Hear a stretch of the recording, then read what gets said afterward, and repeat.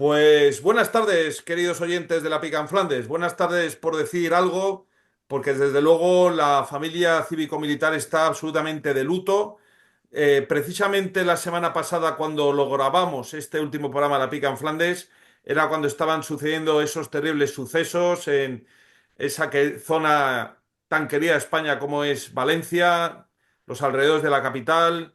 Esas queridas tierras españolas estaban siendo sometidas a un verdadero tsunami, es un tsunami meteorológico, y es por ello que no supimos estar, digamos, al pie de la noticia y estuvimos abordando otros temas igualmente importantes, pero desde luego, como bien comentábamos a micrófono cerrado, decía el general Cifuentes que pareciese que nos han cambiado el país. Entonces, lo que vamos a abordar previamente es la cuestión de la Dana y su gestión.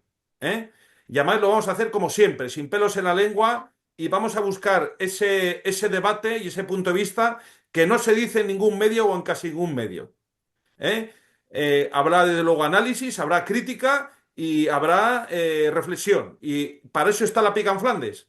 Y por eso nos siguen nuestro público, porque somos capaces de, desde la libertad y la honestidad profesional y el patriotismo, entrar en esta cuestión. Y no me voy a extender más, voy a presentar esta magnífica mesa de debate que va a analizar la cuestión de la DANA y su gestión. Tenemos con nosotros a nuestro querido Teniente General don Emilio Pérez Amán. Muy buenas tardes, mi Teniente General. Buenas tardes. Tenemos también con nosotros a nuestro general don Juan Cifuentes. Muy buenas tardes, mi general. Buenas tardes, Guillermo. Buenas tardes a todos. Buenas tardes. Está con nosotros también nuestro coronel, don César Collins. Buenas tardes, mi coronel. Buenas tardes a todos. Buenas tardes, mi coronel. Y también con nosotros nuestro historiador de cabecera, don Fernando Platón. Muy Buenas buenas tardes. tardes igualmente a todos. Muy bien. Y el que les habla, Guillermo Rocafort, veterano del tercio Gran Capitán y antiguo caballero legionario paracaidista de honor. Pues bien, cedo la palabra a nuestro general Cifuentes, que ha preparado un magnífico croquis y estamos muy expectantes al objeto de conocer sus impresiones y ya pues suscitar ese debate que desde luego exige nuestra audiencia hoy más que nunca. Nunca. Adelante, mi general, por favor. Sí, muchas gracias. Bueno, es cierto que de la semana pasada aquí, como te comentaba antes de empezar el programa, parece que nos han cambiado la España nuestra, ¿no? Somos extremistas hasta en cada cosa que nos ocurre, vamos de un extremo a otro y no nos pueden pasar más cosas de golpe y a la vez. Ha sido una terrible desgracia y todos aquí en la Pica en Flandes lamentamos mucho las pérdidas de vidas humanas. Que se encuentren los desaparecidos pronto y que se recupere, como se va a recuperar, como se va a recuperar Valencia, como se recuperó ya de las inundaciones anteriores, ese litoral mediterráneo desde Gerona hasta Cádiz, que sufre periódicamente este tipo de desgracias. Pues os propuse y podríamos hablar, si os parece, una primera parte, hablar un poco de la Dana, de cómo ha ocurrido la desgracia, del sistema de alertas, sobre todo, las alertas que se han producido, y del sistema de gestión de crisis. Y luego en la segunda parte ya podríamos ir un poco más al detalle de la gestión de la emergencia, de la intervención de la UME y de las Fuerzas Armadas, de la población civil y bueno, y sobre todo de la magnífica intervención y presencia de nuestros monarcas sobre el terreno. Entonces, si os parece, pues seguimos ese esquema. Si me das para poder proyectar una pequeña presentación, como siempre, así me apoyo un poco en ella. No te oigo, pero bueno, entiendo que me has dado permiso, sí, Sí, tiene correcto. ya. Adelante, mi general. Vale, pues entiendo que estáis viendo ya la presentación y ¿la estáis viendo? Perfectamente, mi general. Vale, vale. Bueno, no vamos a entrar en algo que además tampoco dominamos, ¿no? Lo que es una dana, el choque de calientes, aires fríos y calientes que vienen del mar. Y se llamaba gota fría, ¿eh? No sé, ahora le llamamos dana, pero porque ahora hay que cambiarle el nombre a todo, ¿no? Y hay que cambiar el nombre a todo para que parezca que son las personas dirigentes las que realizan y controlan aspectos por primera vez. Sí que conviene señalar bueno, aunque este fenómeno de la dana puede ocasionar fuertes lluvias y vientos y provocar grandes daños, de acuerdo con la EMET, También subraya que una dana no es sinónimo de desastre natural, no tiene por qué suponer una dana un desastre natural como tal, ¿no? O sea, que puede haber danas menos peligrosas y otras más. Lógicamente, cuando se mezcla, en este caso, pues una superpoblación, construcciones, los canales, la no limpieza del terreno, en fin, lógicamente estamos jugando, comprando papeletas para que esta lotería de la desgracia nos vuelva a tocar como se ha sido, ¿no? Bueno, pues en Valencia, efectivamente, pues ahí tenemos un poco las terribles imágenes, tremendas. Porque también hay imágenes satélite y son imágenes satélites que llegan también a los ministerios del gobierno de España, como dice nuestro presidente del gobierno de España, que no hace más que decir el gobierno de España, el gobierno de España. Y si me dejas al final de este programa, hablaré algo de la repetición exagerada y el abuso exhaustivo que se realiza de la expresión el gobierno de España, que lo único que hace es dividirnos. Bueno, me voy a centrar porque eh, estamos todos un poco indignados, yo creo, ¿no? Y un poco enfadados y molestos por todo lo que ha pasado, por esa rabia contenida de los militares queriendo intervenir bueno, pues esa expresión de llanto y pena de las personas, de nuestros compatriotas pidiendo ayuda. Entonces, a que no le remueva las entrañas esta situación, pues la verdad es que quizás no debería haber este tipo de programas. Bueno, aquí eh, lo que ocurre en Valencia después de la formación de la Dana, más o menos en esa zona, recorre las lluvias, recorre la zona de Utiel, Requena, la Hoya de Buñol, la Ribera Alta y va bajando hasta el sur de Valencia. Afortunadamente el sur de Valencia, como ahora veremos, por las canalizaciones que hizo el general Franco estando en el gobierno a partir del año 57, después de la gran riada que hubo también en Valencia. En Utiel fue donde empezaron a caer las lluvias más importantes. Ya estamos hablando de que ya se ha dado aviso de posible desbordamiento, de que esta dana puede ser peligrosa. O sea que estamos hablando de la tarde-noche del martes, efectivamente. De hecho, en Utiel es donde se presenta la UME. Es decir, que rápidamente el gobierno de la comunidad autónoma solicita la presencia de las Fuerzas Armadas porque esto es otra cosa que yo estoy escuchando los telediarios y los programas y no acabo de entender muy bien por qué dicen que la comunidad autónoma pide la UME. La comunidad autónoma nunca pide la UME.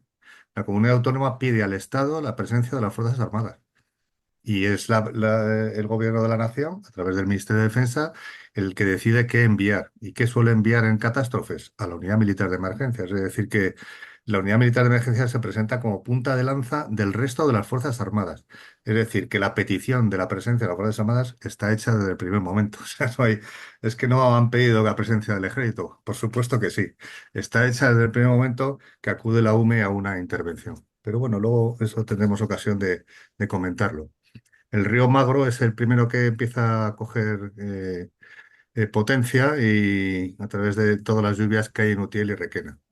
En el sistema de alertas luego veremos que aquí hay dos organismos nacionales muy importantes, la AEMET, la Agencia Española de Meteorología, y la Confederación Hidrográfica del Júcar, ¿no? Son los dos organismos de nivel estatal que dependen de dos ministerios y que van pasando información. Aquí veis en la parte sur el río Magro que va cogiendo volumen y desaguará en el Mediterráneo. Pero es que esas lluvias, la Dana se desplaza un poco hacia el norte, hacia la zona de Chiva, y ahí es donde empieza a llover de verdad con mucha fuerza bueno, pues acaba desbordando el famoso Barranco del Pollo, del que hoy se habla bastante, pues porque parece ser que tenía unas actuaciones de mejora previstas que no se han hecho en estos últimos años.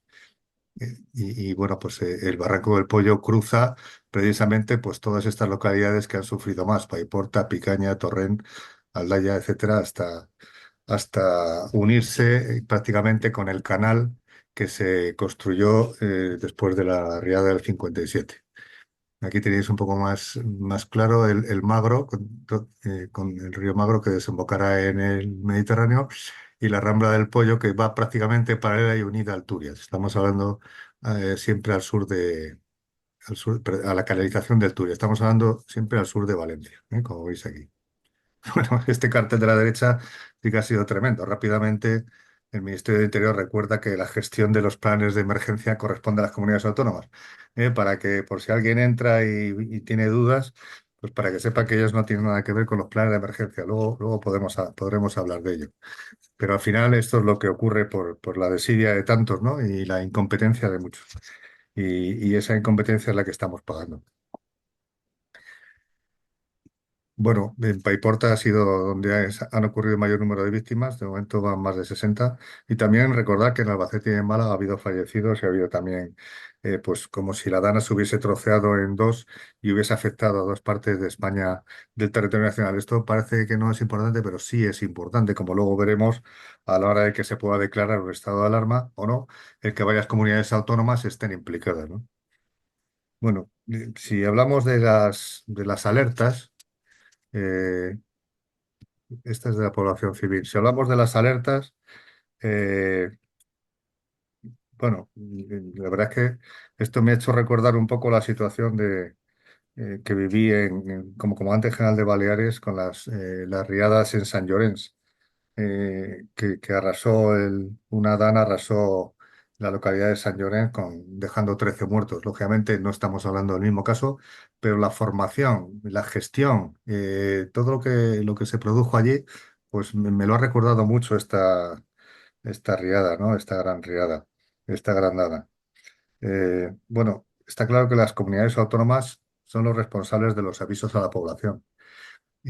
Precisamente hay comunidades autónomas para que estén más próximos a la población y puedan mandar los avisos, pero un presidente de comunidad autónoma, la única información que recibe son de organismos estatales. Ya tenemos ahí el primer enlace entre el Estado, las organizaciones estatales y las organizaciones y las autoridades autonómicas. Así que el presidente de la comunidad autónoma, los avisos que puede dar es según la información que le dé la EMET, volumen de litros por metro cuadrado y zonas, que predijo 180 litros por metro cuadrado cuando hacíamos este programa la semana pasada y estaban cayendo 480 en la noche del martes al miércoles. O bien avisos de la Confederación Hidrográfica del Júcar diciendo que tenemos un problema, los torrentes están subiendo mucho, los canales están siendo desbordados, se han sobrepasado tantas presas o los puentes pues no están aguantando. Lógicamente, con la gran cantidad y volumen de material que arrastra el agua, sobre todo de bosques no limpios o de caudales no limpios, pues bloquea los puentes, hace de pantalla y sube los caudales de los canales, evidentemente, que es lo que ha ocurrido. Entonces, bueno, esos dos avisos, tanto de la EMET, que fue variando su predicción, como el de la Confederación Hidrográfica del Júcar, llegaron tarde. Y luego, pues también, una hora y pico más tarde, la comunidad autónoma avisa a todos los ciudadanos, que muchos de ellos ya estaban encima de los tejados, ¿no?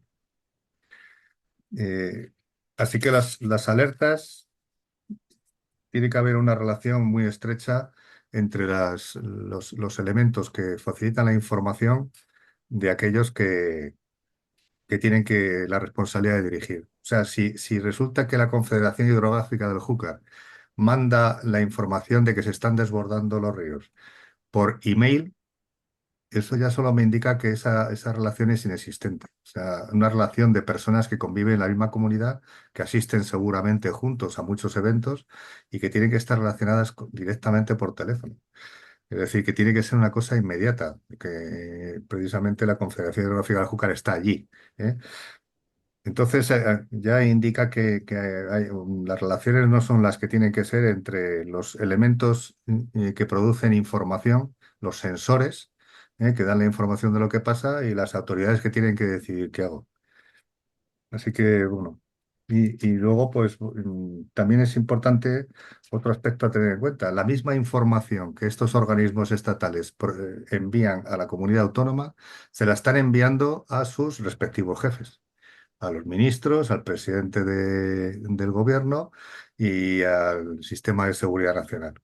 Quiere decir que toda la información de lo que está pasando, sea buena, equivocada o correcta, la están teniendo a la vez el que tiene que gestionar la crisis y las autoridades de nivel nacional. Es decir, que en cualquier momento el gobierno de la nación tenía la misma información y podía haber actuado. O sea, no es una cosa de, bueno, como están sobre el terreno las comunidades autónomas, ellos me dirán qué es lo que ocurre. No, no, no. La información es exactamente la misma porque el mismo correo que le manda la Confederación Hidrográfica del Júcar al presidente de la comunidad autónoma diciéndole que se está desbordando los canales, se lo ha mandado a Transportes, a Fomento y al gobierno. O sea que tenían la misma información, por lo tanto, podrían haber adoptado la decisión de intervenir.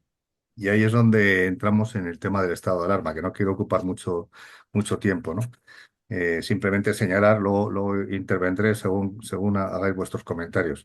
La oportunidad del estado de alarma, desde luego ahora, lo veo, no sé si sería muy interesante hacerlo ahora porque estamos ya en labores de reconstrucción, ya hemos pasado a otra fase, pero desde luego el miércoles pasado eh, era una tragedia que superaba los recursos de la comunidad autónoma claramente, un desastre que afectaba a varias comunidades autónomas y además había comunicaciones estatales cortadas, ferrocarril, carreteras, etcétera. Es decir, que había elementos suficientes para haber declarado el estado de alarma, haber designado un mando único de coordinación y haberse asumido el Estado con todos sus medios la gestión de esta dana. ¿Por qué no se hizo así? Pues en muchos sitios vemos que es por tema político, para dejar que un adversario político de otro partido se cueza en su propia desgracia, como dicen algunos medios. Otros dicen que porque nuestro presidente está llevando hasta las últimas consecuencias la cogobernanza y, ¿no? y la cogobernanza o el multigobierno, lo está llevando hasta las últimas consecuencias para que seamos capaces cada uno de tener nuestras propias responsabilidades. Pero en fin, parece que hay unos que no quieren mojarse mucho y hay otros que tampoco saben muy bien cómo hacerlo, porque desde luego la actuación de la comunidad autónoma ha dejado mucho que desear. Y bueno, aquí, ahora lo hablaremos. Aquí quiero rendir mi homenaje a todos los voluntarios.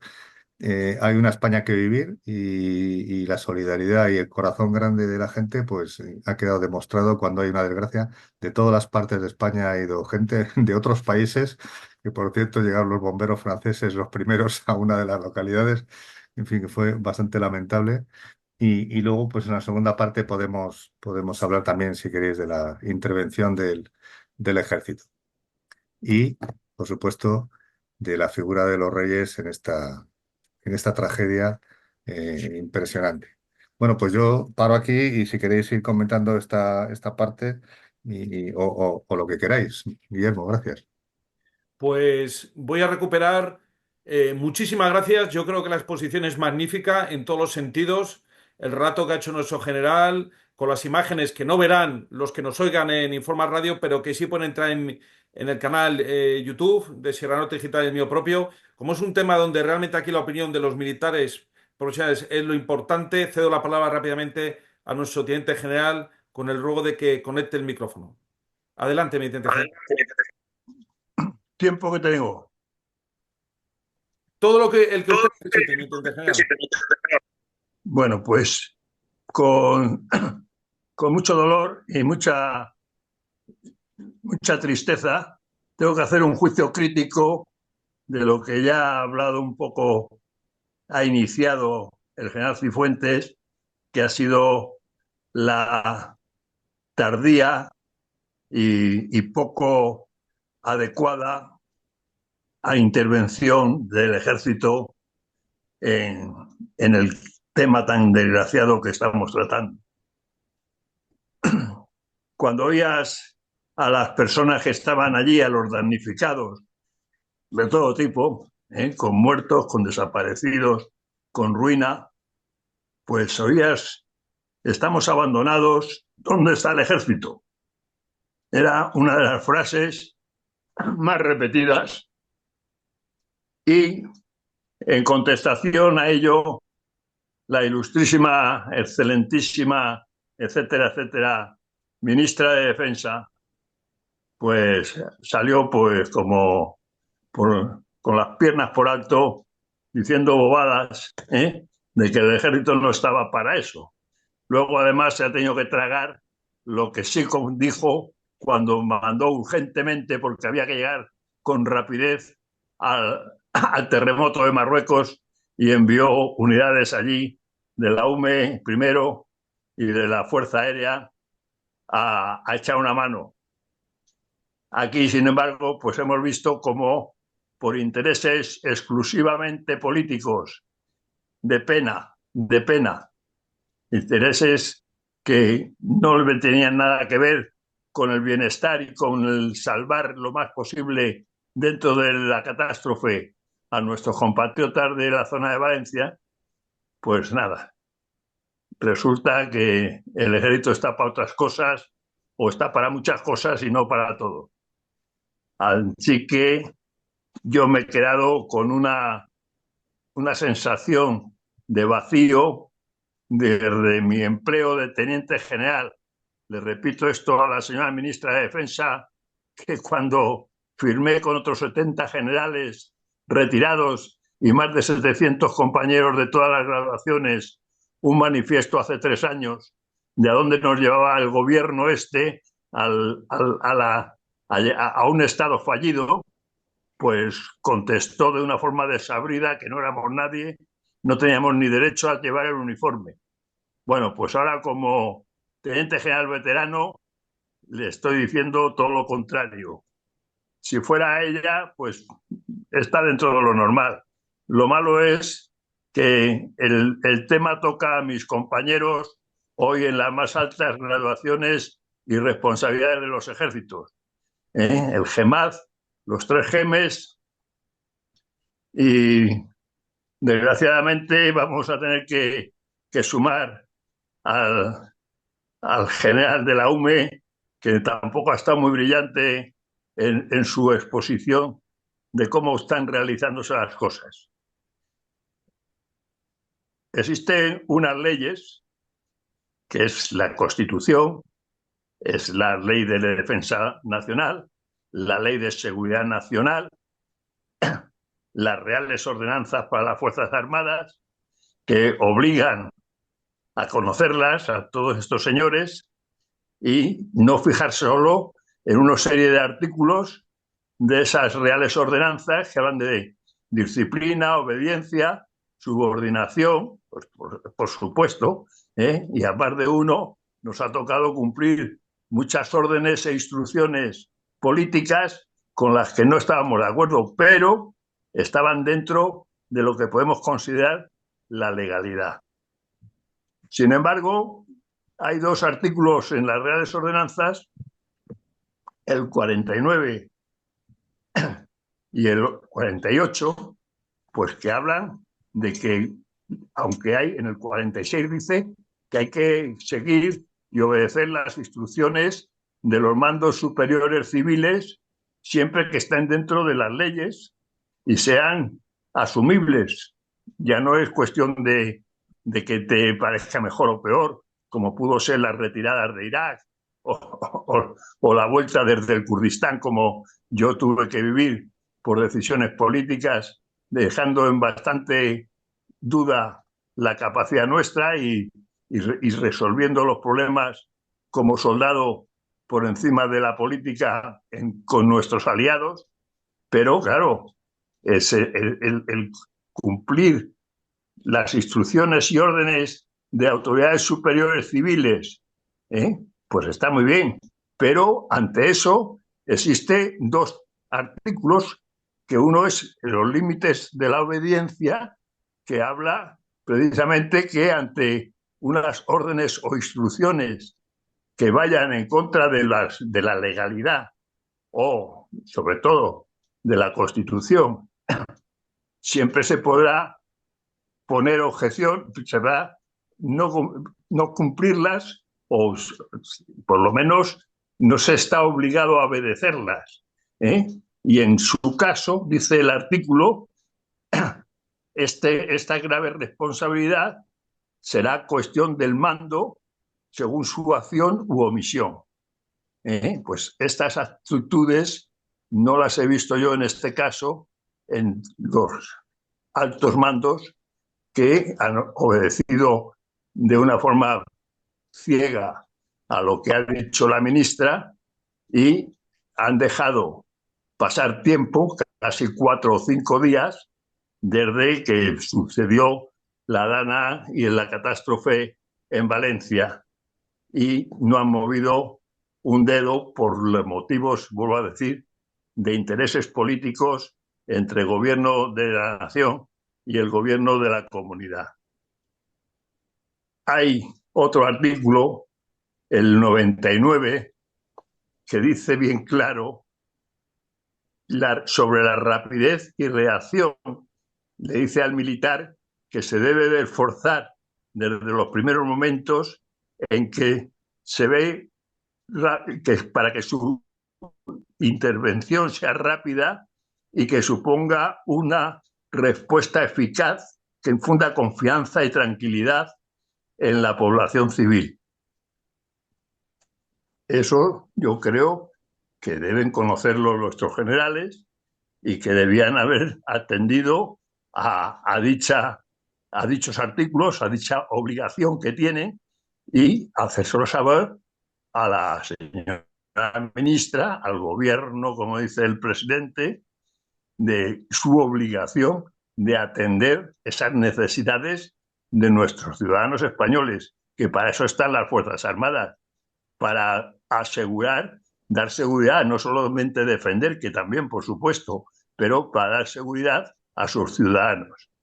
Y se puede hacer, ¿eh? No me gusta hacer comentarios de hechos propios y personales, pero estando mandando la división, cayó una nevada en Burgos, la división Brunete, estábamos en Burgos, cayó una nevada tremenda, después también de una mala información meteorológica, concentraron todos los medios habidos y por haber para hacerle frente, y cuando no nevaba, deshicieron aquella concentración de quitanieves, maquinaria y demás, pues en ese momento, por supuesto, cayó la gran nevada y se encontraron sin medios.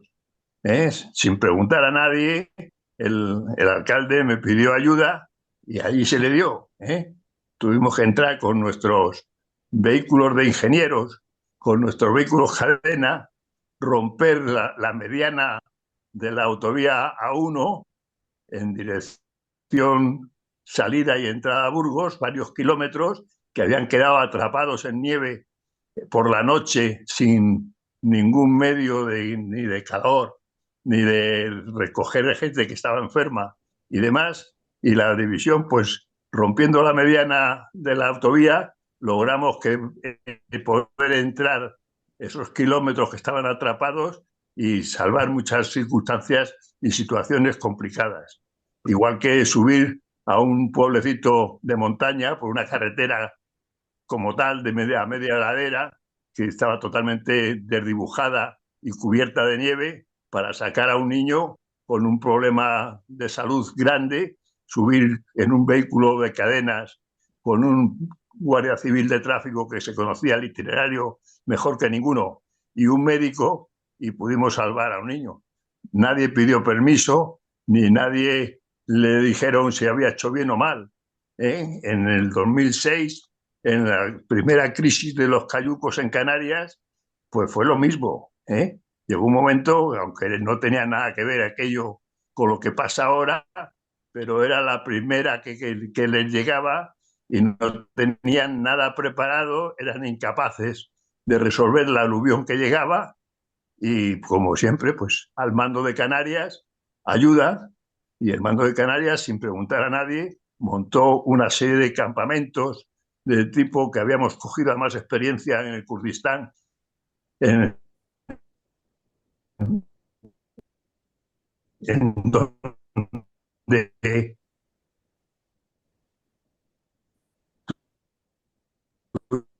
Mi general se ha cortado. tuvimos Hay problemas de que conexión. alojar a más de 5.000 militares. Pues allí se consiguió aliviar el gran problema que había, aunque desde Madrid, como había un problema también entre el gobierno del señor Zapatero y los gobiernos de coalición canaria de entonces en las islas, pues también llamaban diciendo que no metieran líos, que había cosas políticas que había que resolver, pero lo primero es apoyar a la población que lo necesita. Así que mi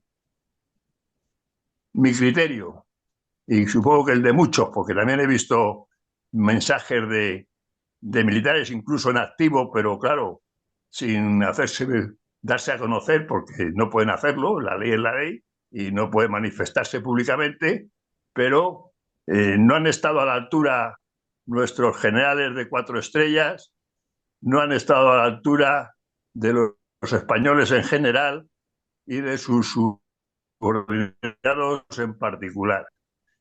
Yo creo que debía repasarse y volver a pensar si esa obediencia a la política en exceso y sin explicar y hacer saber otros procedimientos, pero cumpliendo con la ayuda a nuestros ciudadanos, pues intervenir y tomar decisiones,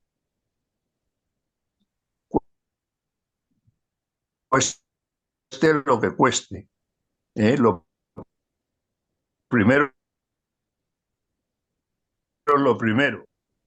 En fin, como no, pues no me queda más remedio que orientarles a que el ministro de Defensa, que por otro en el Congreso de los poquitos, está por su trayectoria como jurídica y demás, la princesa. Estamos teniendo problemas de comunicación, mi general. Hacerle saber a la yo me figuro, hacerle saber que lo mejor que podía hacer era dimitir. Dimitri. Y si se finalizan de los bastones de mando, y una de ellas puede ser la mesa del despacho de la ministra. No quiero seguir porque parece ser que están cortando la comunicación. Sí, la verdad es que estamos teniendo problemas de comunicación. Su intervención está siendo magnífica y muy enérgica. He entendido, es para que aclares a los oyentes, ha pedido la dimisión de la ministra. Sí, señor. Es así, ¿no? Sí, sí. Ok, me sumo a esa petición. Y miles de españoles se sumarán a esa petición. Bueno, pues nos queda un minuto. Hay problemas de comunicación. Aprovechamos para pasar a la segunda parte. Sigan con nosotros porque seguiremos en este análisis, en este debate sobre la cuestión de la que estamos hablando. Sigan con nosotros.